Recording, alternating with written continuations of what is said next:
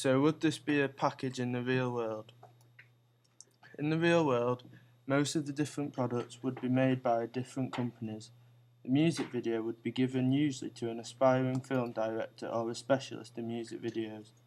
Many music videos are given a very big budget, some in the millions, whereas our production didn't even have a budget. The advertising via magazine ads would also be given to a specialist and not to the artist itself. Many companies specialise in just making the advertisement. The artist gives these companies their general ideas, and then it's up to the companies to cater their needs and produce an inspired mag ad. The digipack would then either be made by another different specialised company or made by the same company that did the mag ad. It's generally like our mag ad and digipack, they are both very similar as they are both linked to one another.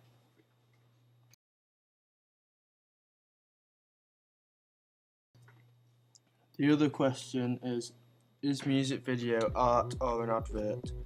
As the videos now are very much to advertise the artist, the videos can go viral very easily. Take PSY Gangnam Style for example. PSY was not a famous artist in the West before this, yet a good video, along with a catchy song, created a great hit. Therefore, a music video is very much to create views for the music. It's a way of attracting our audience. However, the counter-argument is that it's just a form of art and part of the music. I believe it is a bit of both, as artists want to give people an idea into what they're about with their music videos, showing people their unique style. However, they are definitely used as an advertising tool, so more people are listening to their music.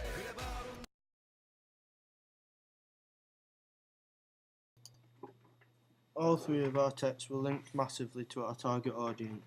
We were sure of our target audience through our initial and ongoing research we did throughout our production.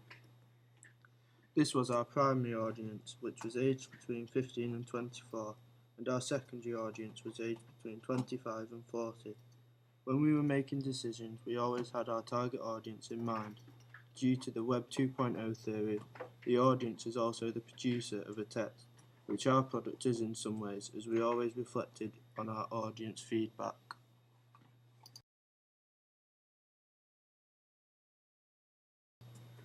We would aim to get all three of our products distributed to our target audience. Therefore, we did research into where all of our products would be distributed. Our magazine ad would be in magazines that appeal to the male adult market.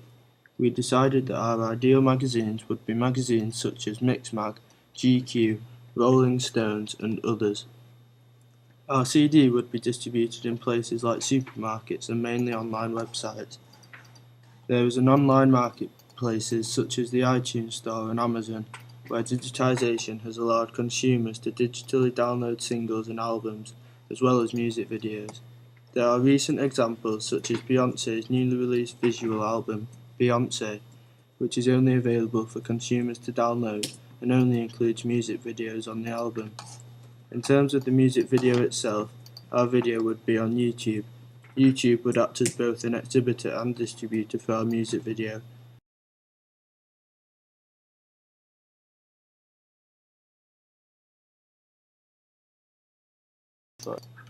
The key elements of the digipack were the artist title, the album title, an artist image, a barcode, a lyric booklet, a track listing, a record label, and an orange filter.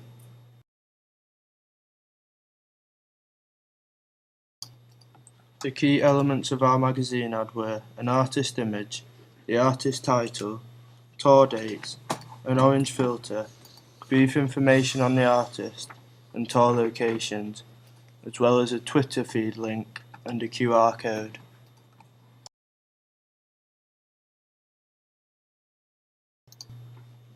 The key elements of our music video were the black and white effect, the nightmare character, the chair, the graffiti wall, the MP3 itself, and the costume, which reflected our target audience.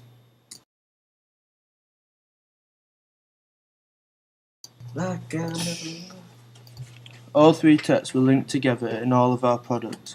A key example would be our final draft for our Digipack and Magad. The images we used were both from our music video. These images was of the little girl, the secondary character in our music video, and our primary character standing on the moors.